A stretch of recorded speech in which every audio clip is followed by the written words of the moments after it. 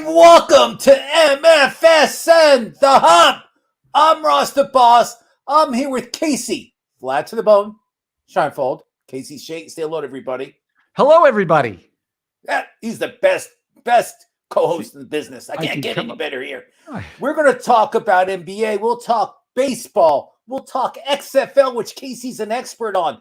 We'll talk NFL. Dear. Combines are starting up. I can't wait. I didn't get my invite, Kasey, to try out or be at the combines at all. I wanted to try it or at least run the 40 time. Be kind of fun. But are you excited about the combines, Case? I enjoy the combine just for the theater of I don't know enough about what a shuttle time means or what a 3-cone drill time means to translate it. I'd like to allow the NFL experts tell me what that means, but I do love watching the 40 times, watching these quarterbacks make throws, watching these wide receivers make contested catches. It's fun to watch. Now, the number one pick could be Bryce Young of the Atlanta. Isn't that funny? Atlanta. Of the Alabama Crimson Tide. They just released Marcus Mariota.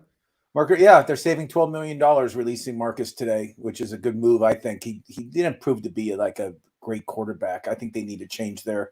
And I kind of like the rookie from Cincinnati there. So University of Cincinnati reader. So we'll talk about that a little bit. We could talk off-season in NFL. If anybody wants to ask questions about off-season NFL, baseball, XFL, we'll talk NBA. We'll talk everything, anything you guys want to talk about. We're here. We're here to talk about it. I know it's off-season NFL. I know you guys are bored. Baseball has just started up with spring training, which I've been watching spring training games. We'll talk about that, the rules changes, how it affects your fantasy team. We'll talk about all that stuff today. Let's start off with the NBA real quick. LeBron James, my hometown, Los Angeles, he's out at least for 2 weeks. He's not. The doctors will look at his ankle in about 2 weeks and his foot to see if it's okay, see what's going on.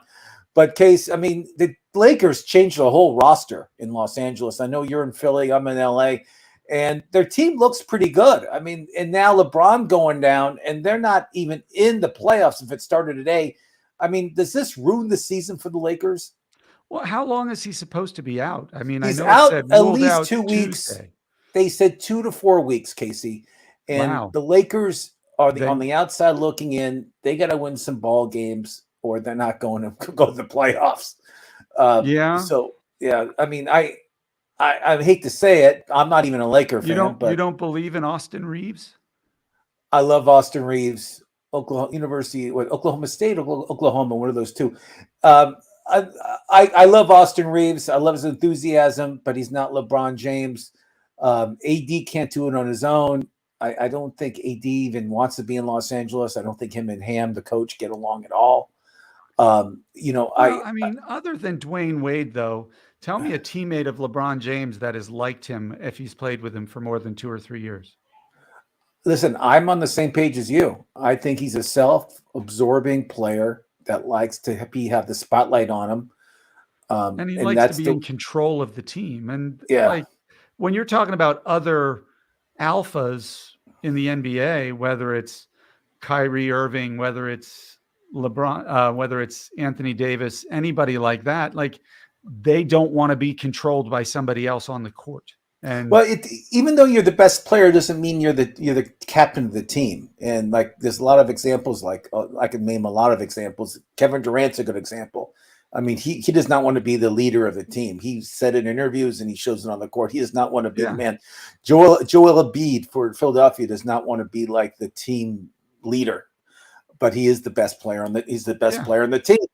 But LeBron is both. LeBron is usually the best player on the team and wants to be the team leader. And that's how he's built. I get it. I understand. But the whole thing with LeBron is he's 38 years old. He's not getting any younger. And he built this Laker team as he wanted it. And he sits in it.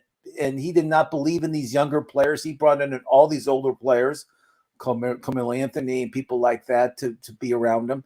And he got rid of the good players like Ingram and Monk and all those guys that were here. He got Randall. He got rid of all of them.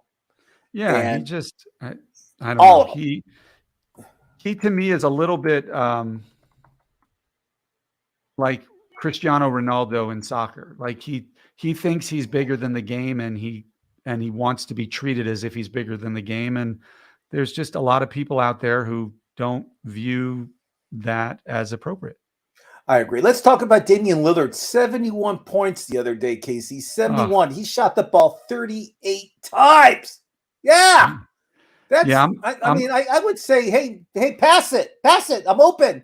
I mean, you shooting the ball 38 times, 71 points. I mean, do you think that's way too many times to shoot for one guy to shoot in a game? Not if you're not for Damian Lillard. I mean, he's carried the Trailblazers for how many years now? Like, they've had some guys who've played beside him really well, but no. I mean, it's a lot of shots, don't get me wrong, but the guy's one of the best shooters in the league. Outside of Steph Curry, you can't name 3 or 4 who are definitely better shooters than he is. Listen, he won the 3-point contest too, so I mean, obviously he's one of the best players in the league. I mean, you know, he's great, but again, 38 attempts, 71 points. You do have other players on your team. You can pass the ball once in a while. I mean, that's a lot of shots, Case. I mean, yeah, but how many of those 70? You said 71 points, 38 shots. So that means, and he was 14 for 14 in free throws. So 57 points from the field. Yeah. From the 57 points from the field. So he probably made 20 of the 38, which means he's shooting over 50%. I'm not saying he didn't shoot well. I'm not saying any of that. I'm just saying that he taking 38 shots in one game for a player is a lot. I mean, that's all I got to say. It's a little too much in my sense. And then tomorrow we have the big debut of Kevin Durant in Phoenix. They're playing Charlotte. The mighty Charlotte Hornets, they're playing, who's minus their best player. He's out for the year. LaMelo. Yeah. LaMelo fractured an ankle. So it's so funny. I was listening to the game on the radio. I was just driving. I forgot where I was going. And I was listening to a sports show, and he just got the injury. 20 minutes later, they said he fractured his ankle. It was that quick.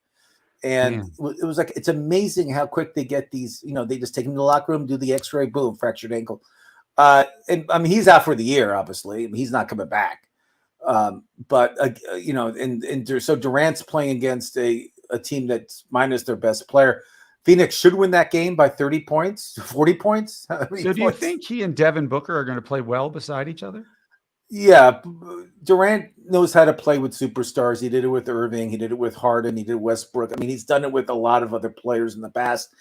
I feel that it's going to be a great combination. I think Durant, again, is probably one of the best scorers in the league right now. I mean, you know, I just feel he can score at will.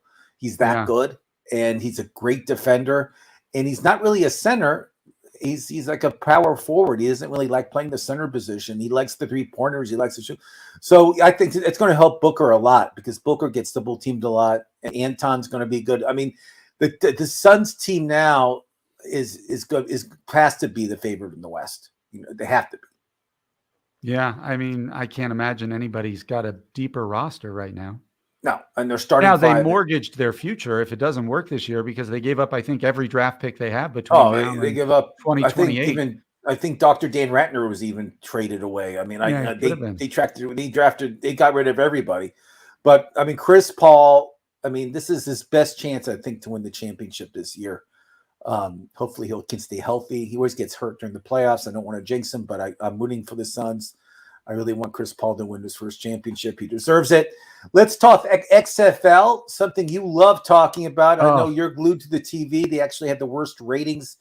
I mean, half the audience is gone compared to last season. It's a disaster in the XFL. But the only high point is this. I don't know if you saw the story. AJ McCarron, who won national championships in Alabama. He was drafted by the Bengals. He was a backup there for a while. Then he went to other places. He was making $4 million a year as a backup. Easiest job in the world. Case $4 million a year. I know. Hold it. I would do it. I mean, I would do it. You would do it. You just hold a clipboard. You walk around. And so he gave up the contract, and because he wanted his kid to see him play football for $60,000 a year in the XFL. Well, let's be honest. You can do that if for the previous 3 years you've made $4 million a year, right? Like you've built up a buffer there where you can tolerate like a low income for a year and not change your lifestyle too much. And doesn't mean he can't sign with a team when he's done with the XFL in a couple months. I have a feeling he's trying to do that. Yeah. Like, yeah. I mean, do you agree with what he? I mean, if I was his agent, I would say you're making a mistake.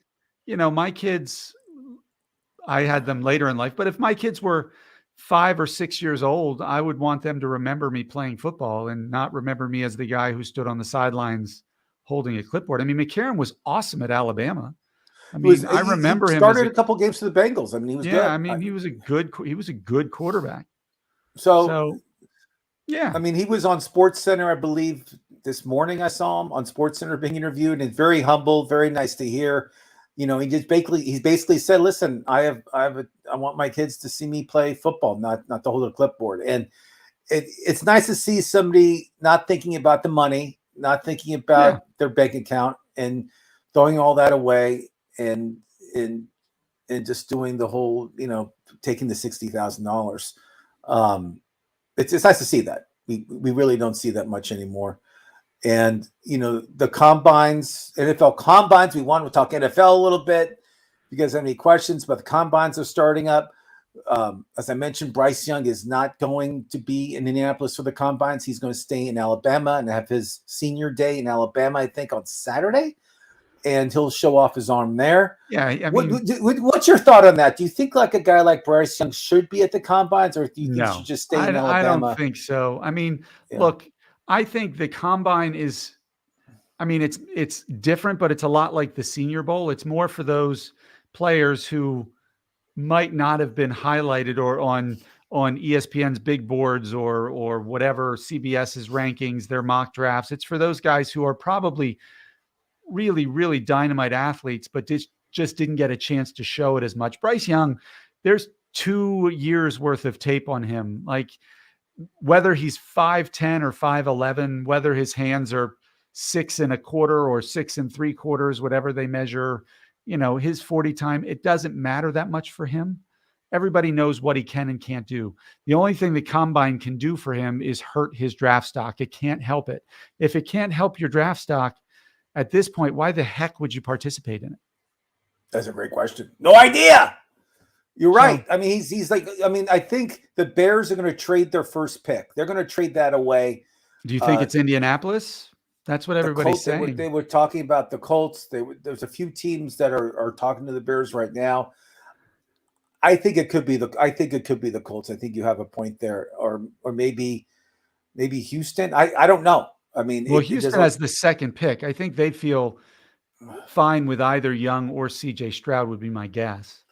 There's a lot. It's quarterback heavy this year in the draft, as we all know. Yeah, they're saying 4 in the top 6 or 7 picks. So yeah, I mean, we got Levis for the Raiders. They say he's going to be a Raider. For Florida. Yeah. So it's going to be fun. There's going to be a lot of fun stuff going on. As I mentioned, there's going to be a lot of trades going on. Aaron Rodgers is talking to the Jets. He's not in the dark anymore. Yeah, he's not in the dark.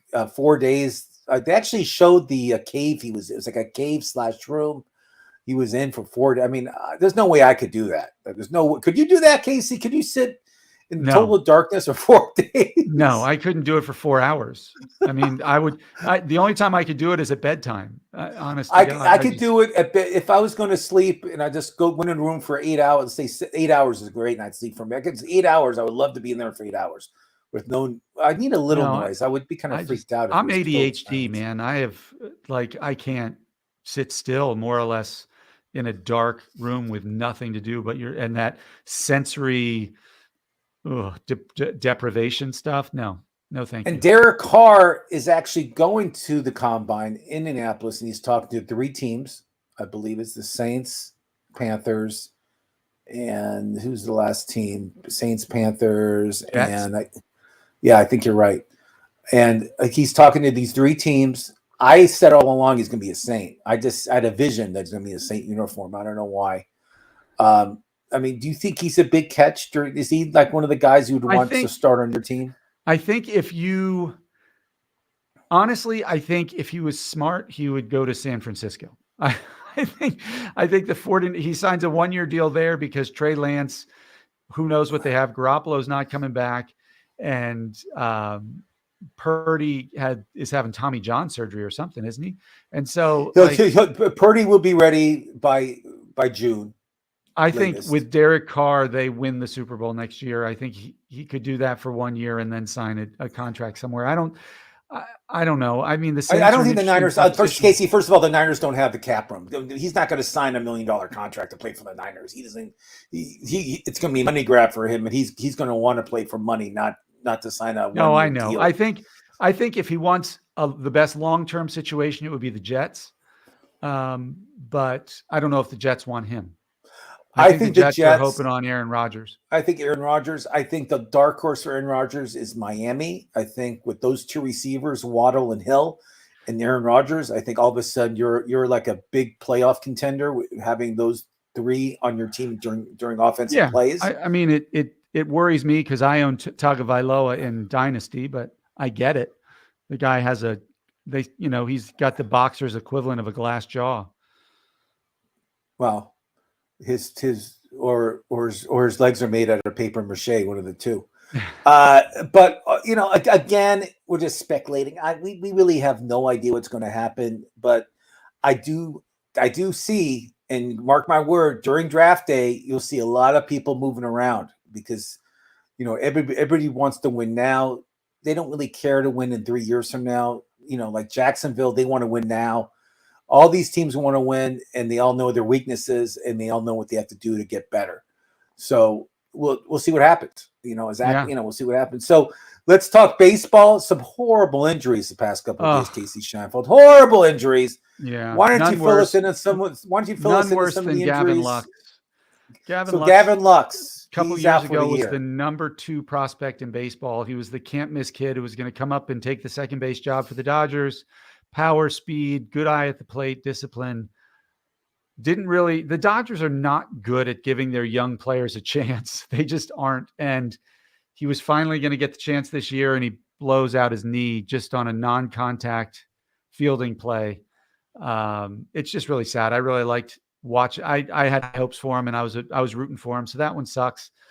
Tyler Glasnow, strained oblique, the nightmare for any pitcher. I think I just read they're saying 6 to 8 weeks he's going to be 6 to 8 weeks, and that's a horrible injury for a pitcher. I mean, he's been coming back from his Tommy John. Very painful and very hard for a pitcher to come back to that. I mean, he'll be back, but he's the golden arm of the Tampa Bay Lightning, of the Tampa Bay Rays, Devil Rays. He's the golden boy. He was hurt last year. I love this guy. I really have a lot of faith in him. But again, he's going to start the season on the DL opening. He's not going to make opening day. He won't make the opening day. He'll be on the IR for opening day for sure. But I mean, do you feel it's going to affect him in fantasy wise? How far down do you think he'll go in the draft? Oh, I think it knocks him probably out of the top 25 or 30 pitchers. Just because with obliques, they linger. Like even when he comes back, you're always worried about re-aggravating it. I don't think you can trust him. He's got the stuff to be an ace on a staff in fantasy baseball. We've seen that before he got hurt, and even in the little sample size we saw at the end of last season. But he's like 6'7". Like there's just a lot of chances for re-aggravation when you've got that big of a body moving around. So it hurts him. Don't get me wrong, late in the draft, I'd certainly take him and certainly love to stash him on my IL just because of the talent. But it's pretty crushing for fantasy owners who are banking on him. The other big injury, he was working out in the gym and he had a weight hit his toe and broke his toe. Dropped a kettlebell. Kettlebell to weight. Kettlebell, sorry. Kettlebell. Same thing, we're talking about those balls with the handle on it. You lift. I've done it for a while, but he broke the toe, which is horrible for a pitcher. It's horrible, Kasey. When you're pitching, and your big toe is broken. If you remember, a few years back, Blake Snell had something happen where in his bathroom, like he knocked something off of the counter or something, and it fell and broke his toe, and he was out what seemed like for 6 weeks just with that. Well, the worst shower story I've ever heard is Ken Griffey Jr. was on the road and he slipped in his shower in his hotel room, and he was out for like 3 months. I don't remember that. It was horrible.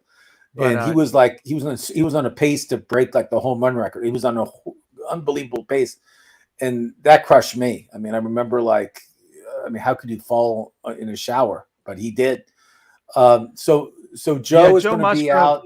That's a big loss. He was one of my kind of almost dark horse fantasy aces, like somebody who's not considered in the top 15, but his numbers are always just dynamite. But he's overlooked because you got Darvish and Blake Snell. Like you have those big names in the NL West and even on San Diego, and he was always overlooked. I was a huge fan, so that hurt. Yeah, he was raised in San Diego, went to high school there. He's a local kid, threw a no-hitter, remember? Oh yeah. And he's an innings burner. He's one of these guys that just burns innings. I mean, he can throw.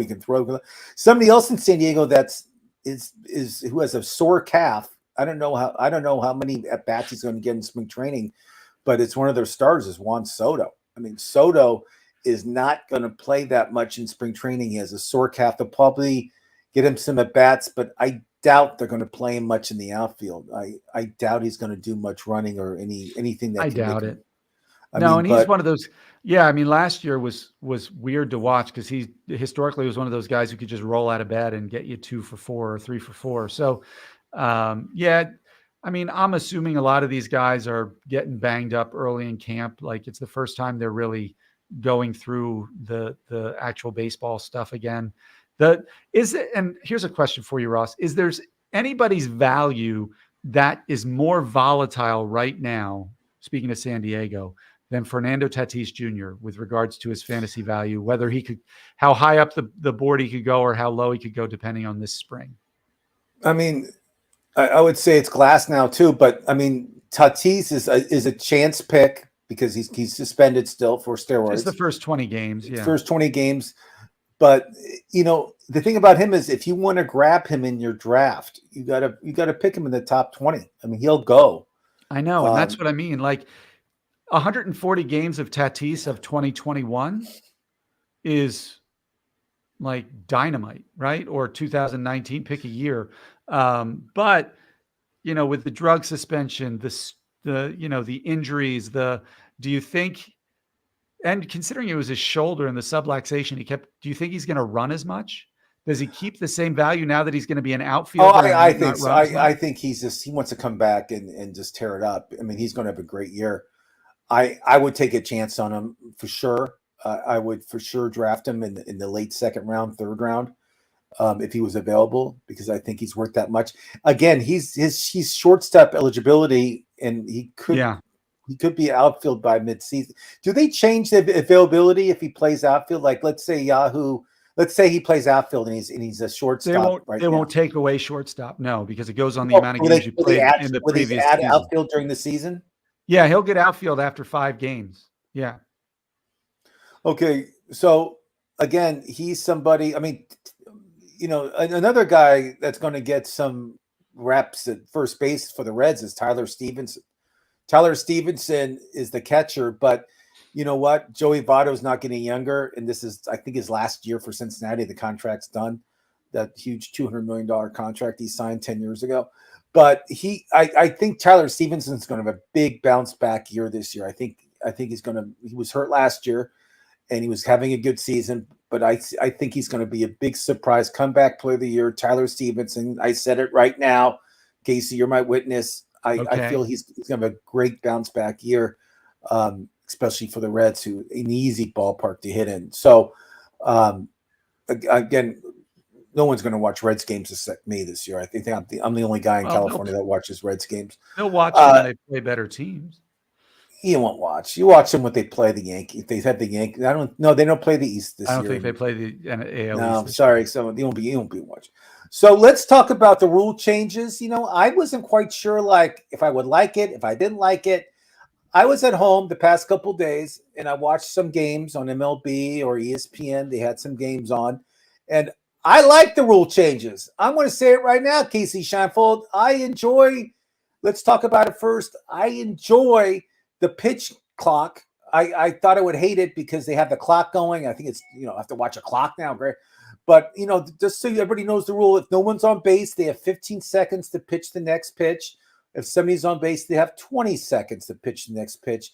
And I'm not quite sure. Does the umpire is he in charge of the clock, or is somebody on top of? Is somebody else in charge? How's it all work, Casey? Do you know? There's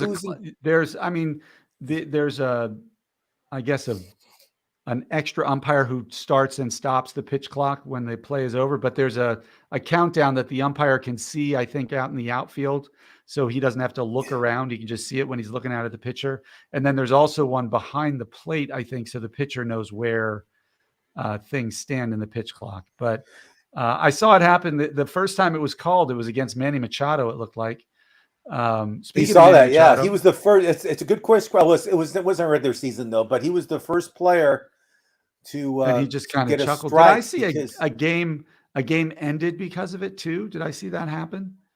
I didn't see that, but let me just tell about the batter. So the batter has to be set within 8 seconds by 8 seconds on the pitch clock, so you can't be turning back. So some of the catchers are going to be sneaky and play games. They'll be, like Salvador Perez even said, I'm going to be standing up at 8 seconds just to fool the hitter, so he has to turn back. Yeah, and then he'll get a strike on him. So there's going to be a lot of crazy stuff people are going to use with the new rules. You'll see a lot of changes and a lot of balls and strikes and balks, and you'll see a lot of crazy stuff happen the first couple of weeks. I mean, for sure. Yeah, it'll be fun to see how it adjusts. Obviously everything is designed to make it quicker and hopefully increase the offensive production, where it's not a walk, strikeout, home run sort of 3 variable outcome. And hopefully it does. It's going to add some wrinkles to fantasy baseball. That's for sure. I feel like Kenley Jansen, heavy set guy, right, Case? He led the National League in saves last year, 42 or 43. Very heavy set guy. I don't feel. He's a guy that traditionally has always taken his time pitching. It takes him like a minute to throw his next pitch. I don't think he does it. I think he does it because he's so out of shape and he's huffing and puffing so much that he needs that time to like regroup. You know what I mean? When I play basketball, I'll have, I'll grab my cell phone and pretend I have to make a call, it's a lie. I just need time to like catch your breath. I know. Yeah. So, I feel these players, they better show up to camp or they better get in cardio shape, because having 15 seconds between each pitch and it's a lot more. You got to be set. You got to be ready. A lot of more running. It's going to make you a lot more physical out there. Don't you agree? I do agree. I think everybody's going to have to be on their toes a little more, because it's just people aren't used to that. They're used to shaking off the pitcher or shaking off the catcher and taking 30 seconds to decide on the pitch, and then setting yourself and then throwing the pitch, and then the batter stepping out of the box and stepping back in the box. And I'm excited to see what it does. It's gonna force. I think games will be about 2.5 hours now. I think which they'll is drop good. to 2.5. Yeah, and which is good. And I feel that also, the batter can only call timeout once every at bat. So if you're batting and you want timeout, you get one of them. That's it. You can't call timeout twice. Look, I'm a Yankees fan, diehard, always have been. But those Yankees-Red Sox games, as great as that rivalry was, when it hits 4 hours and 15 minutes, I'm not interested anymore. So anything to accelerate the pace of play will make the game more exciting, will keep the viewer more engaged, and just create a better product for everybody. I love it. I love the one time out at the plate. I love how the pitchers can only throw back to the first base 3 times. Twice. Thank you. That's why I got you here. You're my rules expert. That's why you're here. You're my expert. So you can only throw back twice, which means that there'll be more stolen bases. And let's talk about stolen bases. The bases are bigger now. So yeah, they're like, I think 2 inches larger in diameter, which means the base paths are technically like 4 inches shorter, something to that, 4.5 inches, I think, by the time it's all measured out. Again, will it make a huge difference in stolen bases? I think the lack of repeated pickoff attempts will make it more likely for there to be stolen bases. The 2 inches will make a difference. There's a lot of bang bang plays, but the guys who could steal bases whether there was a foot longer or a foot shorter, more or less. I agree 1,000%. I think it's going to make a difference. If the pitcher is thrown over a second time and that pitcher can't throw over again, like imagine what the Trey Turners and Ronald Acuñas of the world can do if they know the pitcher can't pick them off. Like, well, you know, you're going to laugh at me, but I'm picking Cedric Mullins of the Baltimore Orioles to lead the American League in stolen bases this year. That's who I'm picking. Okay. So don't steal my ideas, but I think won't. Mullins will have 50 plus this year in Baltimore. He could be a 25, 40 guy. We'll see what happens. But I like Cedric Mullins a lot, but I think it's going to affect everybody. I feel stolen bases will go up. I think it'll make the game a little more exciting. And you'll see that category stolen bases mean a little more. And we'll see a lot of these stolen bases will take place. It's going to be great. Another category that's going to affect batters tremendously is the no shift policy. Now you can't shift. And they've been shifting ever since, like, Ted Williams was shifted when he played. I mean, they had all these players in right field because he only hit the right. He couldn't hit the left. It didn't matter. The guy still hit 400. So he's the last player to hit 400. You could have all 9 people on the same side, and he'll figure out a way to find the grass. I mean, I've been doing some analyzation. I've been reading a lot, and Corey Seager of the Texas Rangers, starting shortstop, ex-Dodger, his points would have been 30 points higher without the shift. They didn't shift with him last year. Yep. So players like that are going to really take advantage of having no shift. It's going to make a big difference.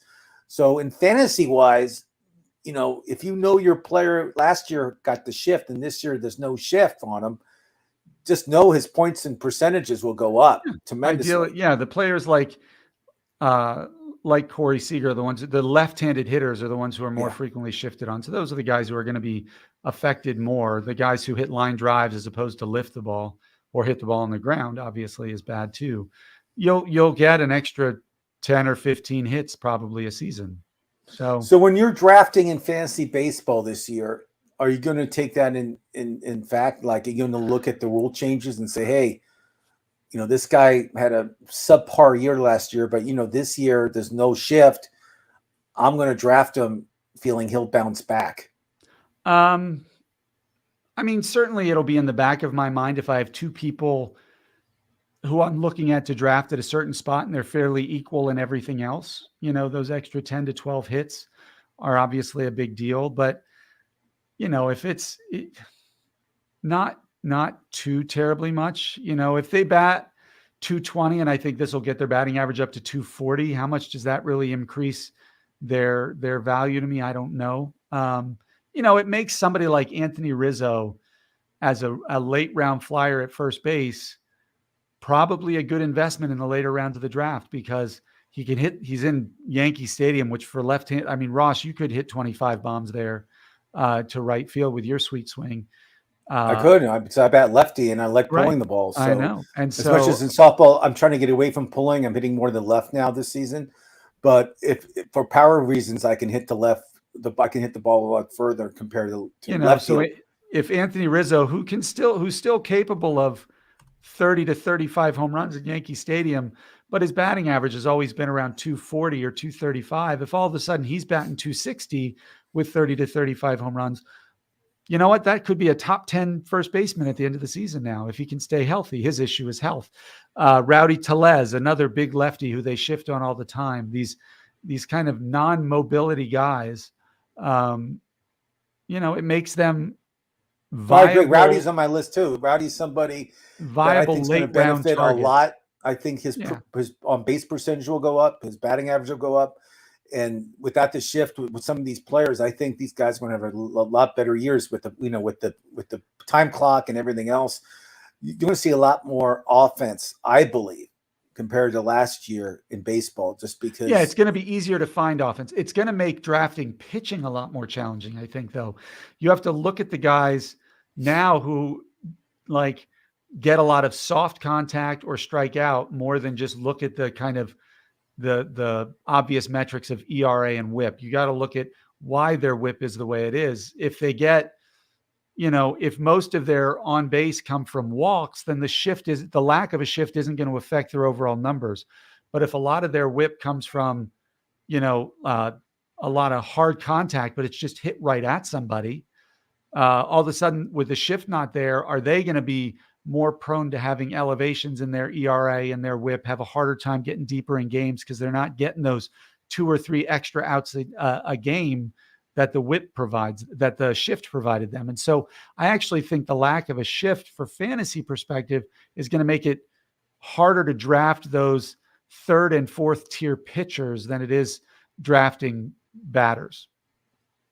So are you a guy that will watch like spring training games, or you don't care? It's one of those things where if I'm doing work, on the computer, I'll have it on in the background, because that's one of the great things about baseball, right? Is it is, that it is a slow moving game. Whereas football, if you're watching basketball and you miss 30 seconds, you could miss, 3 highlights, right? If you're watching football and you miss 2 or 3 plays, you could miss Patrick Mahomes doing something special, or, Saquon Barkley breaking off a big run, or somebody getting hurt. Baseball, you take 35 seconds to 5 minutes and you might only miss 1 out. Yeah. And so I tend to have it more on in the background than sit down and watch it, certainly in spring training. Sounds good. And, if you guys have any questions on your baseball draft, we'll be here all season. We're doing a show on Thursday. We're talking about shortstops. And I've been doing research on shortstops, and there's a lot of great shortstops this season compared to other seasons. I mean, that position is loaded, and and we'll talk about it on Thursday at 1:30 Pacific, 4:30 Eastern, with Dr. Dan Ratner. You can get his analysis on shortstops too. And Kasey and I will be on the show too. But it should be a great year for shortstops. I see the shortstop position probably leading the pack in offense this year. It's that loaded. I mean, it really is. I mean, it used to be. I see 14 or 15 potential good, viable starters for shortstop in fantasy. I agree. Which is interesting then. So let me ask you a strategy question, not a rankings question, because we're going to do that on Thursday.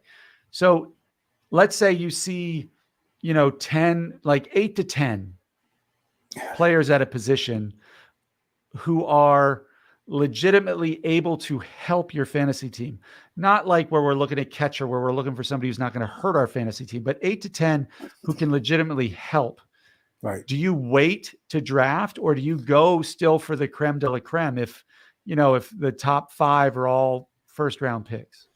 I've been involved in some drafts already. I don't know if you've done any. I did some Yahoo drafts. I did like $20 money leagues in Yahoo just for fun, and did a $5 one over the weekend. But I've been doing it just for practice and stuff for our big draft and some other drafts. I'm in some big league drafts. But my theory is this: I always go for the best player available. I don't concern myself at position that much, because I feel like if it's a 12-person league, 10-person league, I think there's plenty of top 12 catchers I can find, top 12 second basemen I can find.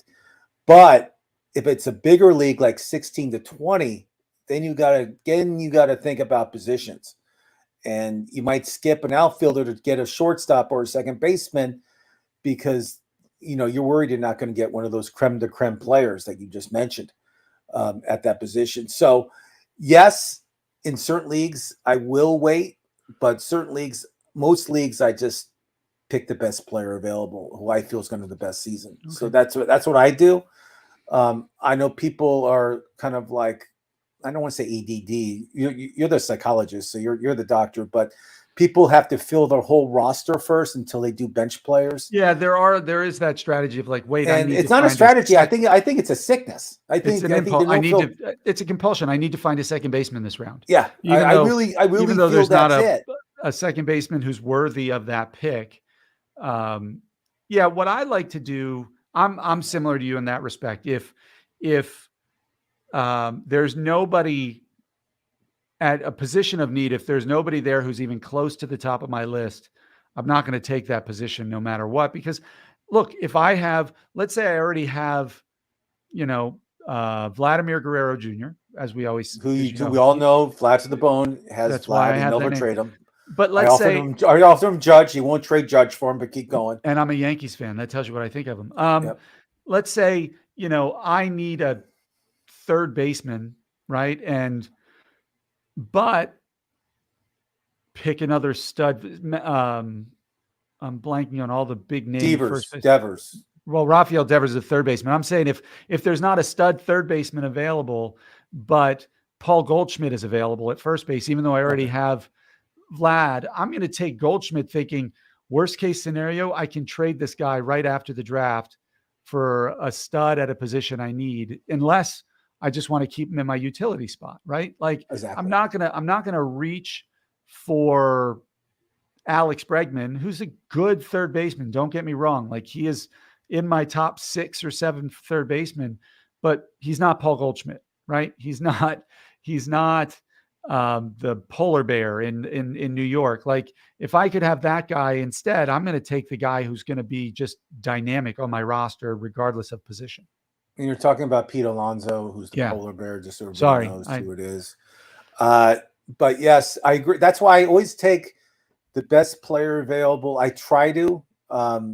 Sometimes if it's a Dodger, I won't do it because I'm not a Dodger. I just despise the Dodgers. But if the player's coming off injury, if his health's not great, that's a huge factor for me. If it's somebody that's coming off something, I get nervous. I don't want to waste a draft pick on somebody that's coming off a major injury in the first or second round. Like look at Bryce Harper. I mean, he's dropped. I know. I have him in our keeper league, but I have to keep him. How do you drop him? You can't drop him. He comes back in July. Is that correct? Yeah, they're supposed to miss the first half of the season. Yeah, so that's July. So I got to figure out how to survive half the season. Well, I'm sure you'll be okay. There's plenty of great young outfielders out there that you can draft. We'll talk about that later in this. By the way, you said Cedric Mullins is going to lead the league in American league and lead the American. Yeah, I'm listening. And that's a pretty bold pick. I'm going to go one bolder. Esteury Ruiz. I saw you, Oakland A. Yeah, because 80 stolen bases last year. 84 stolen bases last year, but Milwaukee and San Diego didn't have room for him to play, so they didn't let him run and let him play. Can he hit? Can he get on base? Let me see what his stats were last year. Hold on. And what position does he play? He's an outfielder.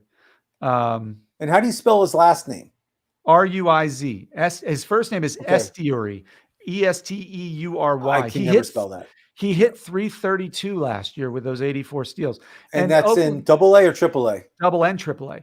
Oakland doesn't have any, name the starters of the Oakland A's. Like this guy is Seth Brown. Right. Seth Brown. Right. He's no clown. Can you name the Oakland starting catcher? Pena. Last name Pena. That's all I know. I looked at the Oakland. As you see, I'm wearing an Oakland nice spring training shirt. Yeah, and but I just think he's gonna get to play every day. And the whole thing is, go ahead and run. You just said it. He's going to play every day. If he plays every day, he's going to have a lot of bases, and you're 100% right. I mean, that's a great pick. I don't know if he's going to make the starting roster. We'll see. I don't know. I don't. But that's the thing. I just don't see enough people. I don't know enough players other than Ramon Laureano, and he's hurt, isn't he? For crying out loud, I think. I mean, again, he's going to play. The Oakland team reminds me of the Cleveland Indian team back in Major League. Yeah. I mean, they have Esteury Ruiz is Willie Mays Hayes. You may run like Mays, but you. Well, you said he had 330, so I know what stolen base wise, he's a demon. Yeah. And that's a great pick, and I'm sure he'll be drafted in our league too. I imagine. If he's out there in the middle rounds, it'll be by me. That's for sure. Well, maybe Andrew because he's such a little whatever. Did you see Dan traded Corbin Burns to him? Not Corbin Burns. Corbin Burns, the actor. Wow. He traded what's his face, the pitcher for. Dan contacted me about Judge. Yeah, it was Corbin Burns. Corbin Burns' son is the actor. Okay, Corbin Burns. Burns. He's my number one. For Zach Gallen and Pasquantino. He got ripped off. Burns is the #1 pitcher I feel in fantasy baseball this year in the draft. And he's only 26 or 27. So if you're drafting, he's the first pitcher I would take off the board. That's me. Then Cole's #2. And then, how do you say Sandy's name for the Miami? Alcantara. Alcantara's 3. I know you're saying, where's Max Scherzer and all those other guys? That's my top. Verlander are probably in the top 5 or 6. Brandon Woodruff's up there. Obviously, a healthy Jacob deGrom can be up. That's the guy I wanted to tell you about deGrom. He's the health factor. He's somebody that I would fear picking in the first 2 rounds just because it could be a wasted draft. Well, do you remember like a few years ago when the Boston Red Sox decided to give Chris Sale like 4 years and $160 million or whatever that ridiculous contract was, and he's pitched like 87 innings since, and they haven't been very good innings? I feel like Texas is running the risk of signing the same exact thing. Not that a healthy Jacob deGrom isn't a top 2 or 3 starter in the league, but how do you give that much guaranteed money to somebody who's only thrown like 100 innings in the last 16 months? Because the owner who I actually met before, he's desperate and wealthy. They need pitching there. They want to win. They have a lot of hitting. They need pitching, and I feel that it's all about they have money. They have money to burn in Texas. They don't care. Yeah, and they got Nathan Eovaldi. They have and you know who the pitching coach in Texas is, right? And you know who John Gray. No, who? Greg Maddox is like. Oh, Mike Maddox. Yeah, is like one of the. No, I think it's Greg is like he's there in spring training with the Texas Rangers, I believe. Okay. I don't know if he's the coach, but I know he's like a special advisor or something. So Maddox is there, advising deGrom. They have pictures of them walking together and stuff like in spring training. Yeah. And Maddox, I think Maddox is in uniform, so I don't know if he's the actual pitching coach. I think he's just they're probably paying him. Who knows how much money just to be there? You know, he's never pitched for Texas. No, he's never pitched for Texas. No, he was the Cubs and the Braves. Yeah, and I think he had a brief stint somewhere else, but that was it. But again, spring training, full on. People are getting injured. I'm kind of happy our draft's later because that way we get to see like who's injured, who's not playing, who's resting, what's going on basically in spring training. But if you guys are bored and you have nothing to do for an hour, do some of these mock drafts. You get to figure out like where people are going in the draft. I recommend that to everybody to do mock drafts. And remember, baseball and football is a totally different sport when it comes to fantasy. I mean, baseball's 50 times harder, Kasey. Yeah. Well, baseball's a grind. It's 162 games. Baseball, and there's a lot more categories, and there's a lot more strategy, and it's just a lot. It's a lot different. I mean, trust me, folks. It's not the same. It's not the same. If you're not going to put the time into your fantasy team in baseball, don't play. That's all I got to say to you, because you're not going to win. And we'll talk about that next week too. Like what players are going to play every day and who's not going to play every day. And that's very important too. We'll talk about that. But our next show is in 2 days, 1:30 Pacific, 4:30 Eastern. I'm Ross the Boss. That's Kasey, Vlad to the bone, Shienvold. And we'll see you guys next week.